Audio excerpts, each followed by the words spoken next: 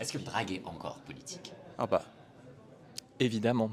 Pourquoi? évidemment qu'il l'est. Et pourquoi, ma chère Lips?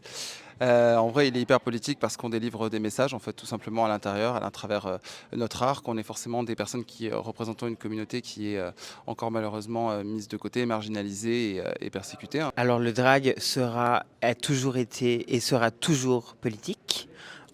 Pour moi, c'est la déconstruction du genre. Et en tant que femme transgenre, je ne vois pas pourquoi ce ne serait pas politique. Donc du coup, je suis fière de pouvoir revendiquer plein de choses dans mon drag et de pouvoir gueuler chaque fois que je peux, quoi. Oui, bah, bien sûr que le drag il est politique. Il faut savoir que faut pas oublier que la première Pride c'était une émeute à la base et que la première qui était devant c'était Marsha P. Johnson, c'était pas une drag queen mais quand même c'était un peu une mother, tu vois. Et je pense qu'on a aussi une forme de conscience de notre intersectionnalité, c'est ce que j'ai dit tout à l'heure, de ce qui se passe aussi par rapport à Gaza. On est conscient et on est debout et on le dit.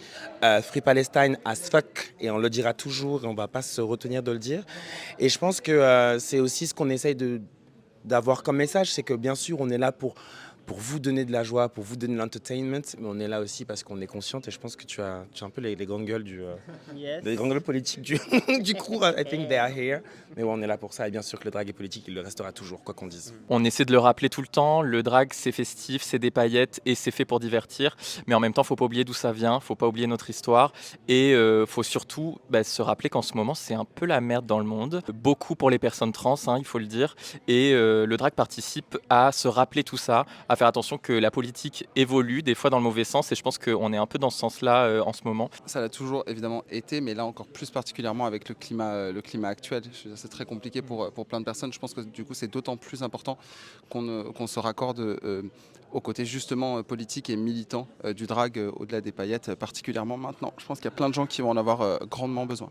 Évidemment, encore et toujours en 2025, le drag est toujours politique. C'est intrinsèquement politique dans le drag en vrai. On a encore plein de luttes et de droits à acquérir pour la communauté LGBTQIA+.